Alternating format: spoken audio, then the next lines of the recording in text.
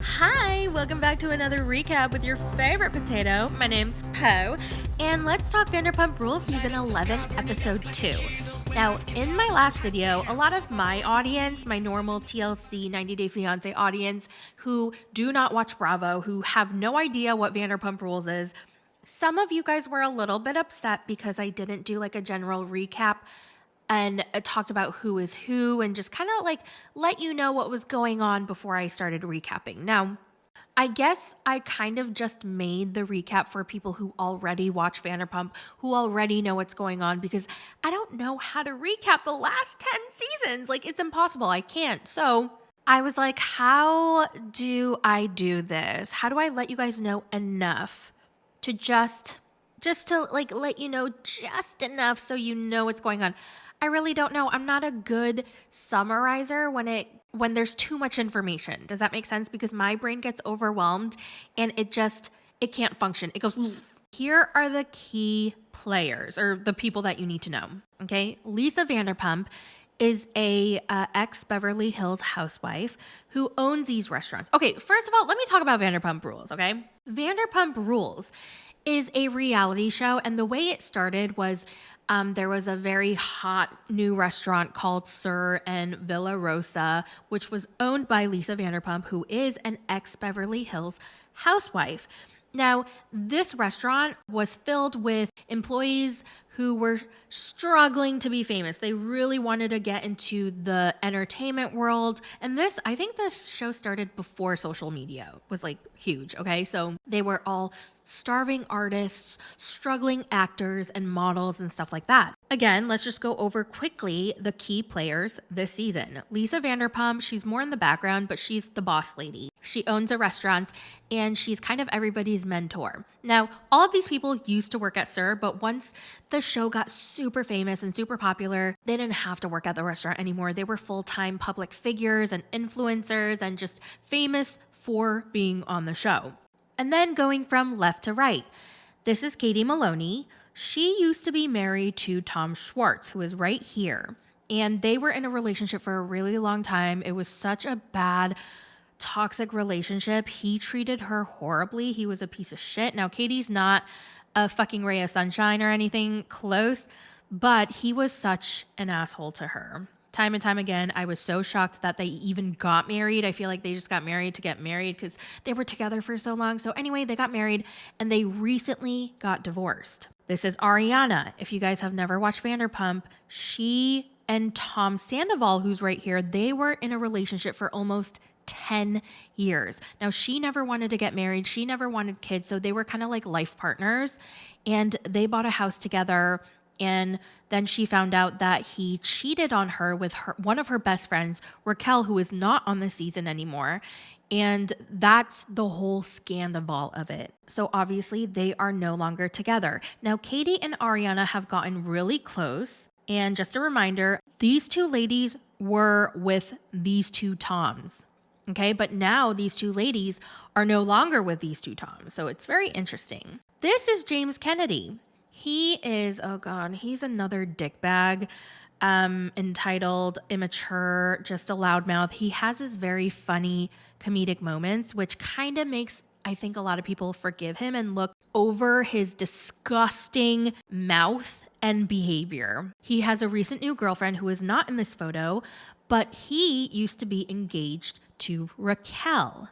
Okay, so just a reminder, Raquel was one of Ariana's best friend, who had an affair with Ariana's partner behind everybody's back and used to be engaged to James Kennedy. And James Kennedy and Tom Sandoval were also very, very close.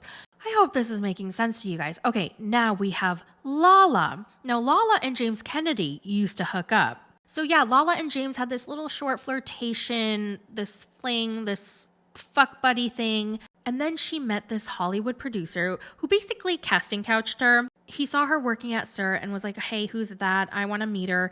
And then he got her an audition for a movie that he was producing and they fucked. and they got into a secret relationship. He did not want to be known. He did not want to be on the show. He wanted to be off camera. So there was a season where she was keeping everything under wraps, and everybody hated her for it because they are on a reality show. They have to share their lives, and she just wasn't revealing anything about him. But there were a bunch of rumors that he was a married man. So then the season after, he joined the show. He was like a background character. We all knew who he was, Randall Emmett. And they got engaged. They were supposed to get married, but they had to delay their wedding because of COVID. And that ended up being a blessing in motherfucking disguise for her, because she found out shortly after, I can't remember the exact timeline, that he had been cheating on her. And not only was he exposed to cheating on her multiple times with different women, he was also exposed for being a horrible person, treating his employees like trash, abusing them, borrowing a bunch of money and not paying people back. So basically stealing money. He was also exposed, allegedly, for cast couching multiple women. So Lala's entire world is shattered. She has to deal with not only a cheating husband, but basically a Harvey Weinstein, okay? And she has a daughter with him. So she had to go through this long custody battle because he doesn't want to give her full custody, blah, blah, blah. I think it's coming to an end. I'm not sure. But because she had to focus on the custody battle, she didn't get to deal with her heartbreak and the fact that he cheated on her. And then when Vanderpump Rules came back for the 10th season, it was basically Sandoval. Next, we have Schwartz, aka Sandoval's business partner, best friend, and Katie's ex-husband. Schwartz is interesting because he is such a douche. I fucking hate him. I cannot stand him, but he is also lovable. Everybody loves Schwartz. Like, he can do no wrong. He can do wrong, but then people get over it because he's such a lovable guy. Oh my God. But overall, in general, I feel like he's an excellent friend and he's a fun person to be around and to party with and to hang out with. But as a romantic partner, he sucks. And then we have Sheener. So I think I'm done. I think I'm done talking about all of them. So there's my very quick, kind of messy, all over the place recap of the characters. That's all you need to know. And if there's a season that you want to start watching, I would say just start with season 9. All right? And with that, let's get into the recap of episode 2. Now, it's no secret that Tom and Ariana's house is a hot mess. Okay, there's so much shit everywhere. And Ariana's room looks like a bomb went off. Now, I'm assuming that it's because she's so insanely booked and busy post-Sandoval, and she probably has so much PR coming to her, so many flowers, so many gifts, and she's constantly being booked for this and that, so I get it. Okay, I get the girl's busy, so I'll give her that. But hopefully she'll hire someone to clean and organize everything because I don't know how much longer I can look at that mess. And Sandoval's back. Yay, said nobody. So he wants to have a birthday party at the house. Tomorrow's my birthday. And I feel so bad for this assistant, Anne, because she has to be the middle person to Ariana and Tom. So basically he tells Anne to tell Ariana that he's going to have a birthday party on this night. And so because he doesn't want her to be bothered, he's going to get her a fancy schmancy hotel room for the night. We can ask her if she wants to stay in like a nice hotel. Now this poor assistant, I hope she's getting paid extra to deal with this bullshit. So she texts Ariana, all right, Tom's about to go into his room. And then Ariana listens to hear Tom go into his room and close his door. And then she comes out of her room. This is so ridiculous. So she comes out of her room with her dog to walk her dog. And then Anne is like, oh, by the way, Ariana, I just wanted to let you know that Tom's having a birthday party here. And he said he's going to get you a really nice room at a hotel. And Ariana goes, I think this is really inappropriate. He should have a birthday party somewhere else. And if there's loud noise that night, I will call the police. I was like, damn, talk about petty. So the assistant's like, okay. I mean, that poor girl, bless her soul. So Ariana leaves the house with the dog. Tom comes back downstairs because the coast is clear. And then he's like, okay, I'm going to have my friend Jason come over And then so Jason comes over and Tom is telling Jason about the birthday party that he wants to have, but then Ariana shot it down. And Jason goes, what? That's not fair. I mean, this is your house too. Like, she has people over here all the time. You should be allowed to have people here too. So just invite people. Like, what is she going to do about it? And then Anne goes, excuse me, sir. By the way, she did say that she was going to call the cops. And they're both like, what? Are you kidding me? So then Tom comes up with a plan. He's like, all right, let's compromise. Why don't you tell Ariana that I'll have people out by midnight? And so she's texting Ariana. She's like, okay. And then she texts her all of this. And I'm just like, is she getting paid to do all this? Those poor thumbs. They're working overtime. So then Ariana heads out to meet up with Lala. And she tells Lala about how Tom wants a birthday party and she's not going to let him have people come over or she'll call the cops. And Lala's like, girl, just let him have the party. He's allowed to have a party. And Ariana's like, yeah, but I don't want him to.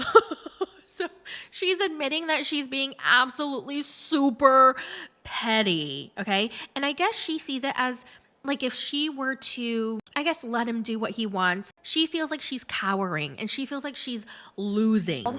Because I'm not here for him trying to assert his dominance, be louder, be more obnoxious, make me uncomfortable, and then I cower and let him do whatever. And she doesn't want to lose. She does not want Tom to have anything he wants, okay? Everything in his life, she is going to make a living hell. And she's determined to do that. And so Lala's like, why don't you just leave? Like, go find a new place. And Ariana's like, no, why should I leave my house? This is our house together. Like, it's my house too. Why do I have to leave? He's the one who fucking ruined the relationship and burned the house down. Why should I pack my shit and go? And Lala was like, okay, all right, girl. She talks about her new boyfriend and how she's happy.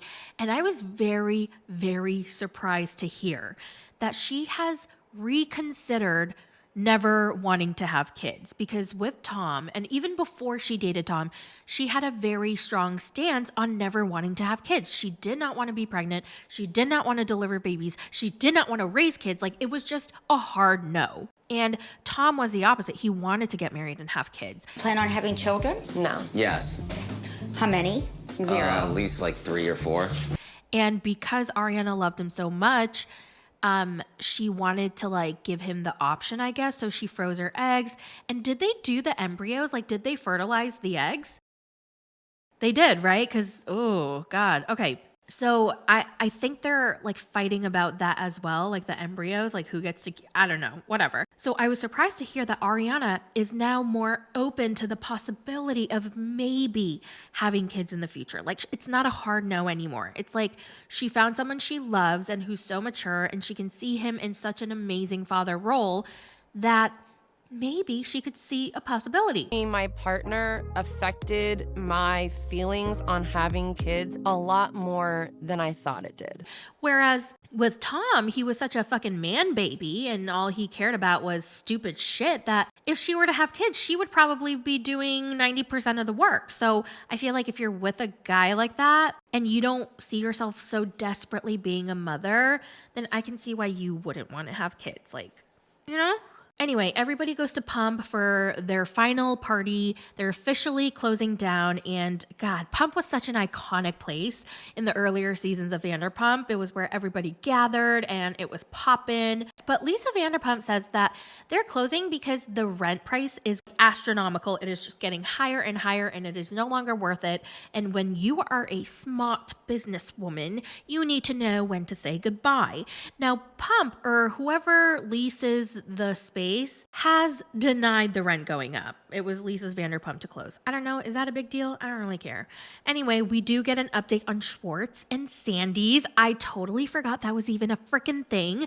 What awful timing to be opening up a brand new restaurant and getting exposed for cheating on your partner of 10 years with her best friend. Yeah, that's great. So basically, Schwartz tells us that it has been so hard trying to get Schwartz and Sandy's up on its feet. We really got it bad. We all had to clean up Tom's mess. My partners don't want to work with him. You know, he's like an absentee partner. These are their words. I didn't expect him to just fully check out. I thought he would be more proactive. I acknowledge that I jeopardized the entire business. Like even last season, wait, was it last season or the season before? We saw already that they were just having a really hard time with building it, the concept, the design, the menu, like it was already hard. Meanwhile, Katie and Ariana's sandwich shop was doing so much better. It was progressing so much faster. And then Tom Sandoval would have to make these stupid passive aggressive comments like, oh, I wish my job was so much easier. Like, oh, we're opening up a bar and a restaurant. Like, I wish we could just open up a sandwich shop. Like, he would say stupid fucking comments like that made me want to, you know what I mean? Is that sandwich shop opening, by the way? Nobody knows. We're not getting an answer. It's just like the sandwich shop was going to open, and then everybody who would walk by that location found that it was completely empty. All the decor went down, and now we don't know. Now we don't know, because can we see Ariana with all the publicity and the press and the opportunities and the jobs that she's gotten? I just can't see her standing behind a sandwich shop counter hawking sandwiches. At some point, Tom and Tom meet up and they talk about things, and Tom Sandoval's like, yeah, like I just don't appreciate it, dude. You're going on all these podcasts and like talking shit about me, dude. If you be resentful, then be resentful and call me a asshole and do that to my face. Sheena goes into the studio to do a metal rock version of Good as Gold. And she also reminds us that she had a song. And her last song, which I completely forgot about, oh my God. Did you guys see the music video for her last song? It was so fucking cringy. Like the cringe de la cringe, okay? I cannot believe she released that music video. She filmed that music video. And with that guy, I can't remember his name, but he was on one season. On one season of Vanderpump Rules, they try to shake up the cast after Jax, Brittany, Kristen, and someone else Stassi got fired. And it just didn't work. It did not work. You cannot force this group of people to be friends with new people. Like, it just doesn't work. So anyway, that guy, I can't remember his name. What was it? Brett, Brian? I don't know. Oh, he gave me the biggest fucking ick. And she did a music video with him. Okay, anyway, I did find it very weird and strange how Sandoval kept saying that he still loves Raquel. He misses her. He can't wait for her to come out of the mental health facility so they can hang out again. And speaking of Raquel, can I just say, I missed her in this episode. Like, I wanted her to be there. It was just missing something.